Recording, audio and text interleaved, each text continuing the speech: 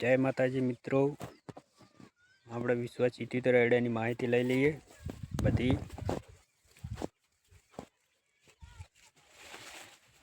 જો વિશ્વાસ 77નું બિયારણ જોઈ લો, એકદમ સારું આવે છે, જોરદાર બિયારણ આવે છે. 3 ફૂટ જેટલી માળ આવે એની. 2 દિવસ વાદળાની સોયા હતો પણ કોઈ માળ કવાણી નથી. અમુક બિયારણમાં કવાઈ જાય માળ, પણ આ બિયારણમાં કવાતી નથી.